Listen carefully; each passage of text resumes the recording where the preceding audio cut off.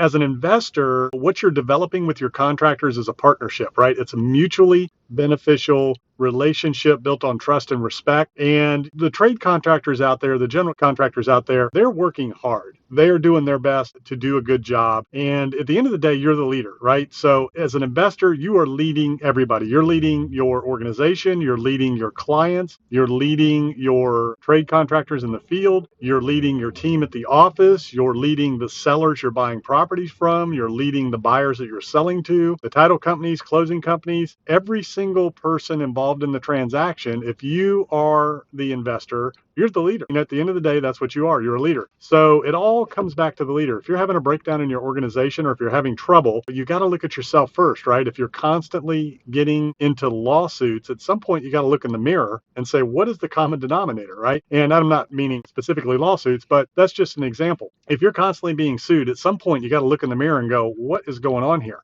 Why am I the one that's at the center of all these issues? As the leader, you have to take full responsibility, full accountability, and you have to lead and you have to inspire. Leaders inspire results out of their team. And if you do that, if you treat people with kindness, number one, if you're humble, and if you treat people with kindness, if you lay out clear direction and you help other people become successful and help them do their jobs more efficiently, better, so that they can be more profitable, make more money, and you're not trying to beat every dime out of them and squeeze every nickel out of them, but you're sincerely interested in their success, you genuinely appreciate the work that they're doing, because they do work hard for you. They do try. Now, there's some out there that aren't great. And again, that comes back to leadership. If you're hiring contractors that aren't good or aren't professional, then that comes back on you. So you got to find the good ones. But when you do find a good contractor, man, you got to pay them on time. You got to treat them with respect. You got to set them up for success. You got to help them become more profitable, more successful in what they're doing. You need to inspire the results out of them so that they will do anything it takes to help you get through that project, get it done on time, within your deadline.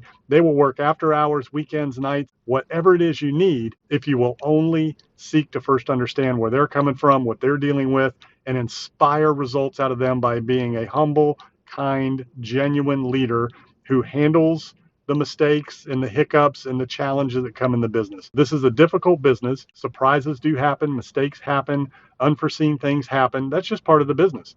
And if you're going to be in the business for the long haul and you want to scale your business and you want to develop long-term relationships with your trade partners, your contractors, your team, everybody in the organization, your lenders, whoever you're working with, you have to be kind, you have to be humble, you have to be consistent, and you have to show leadership.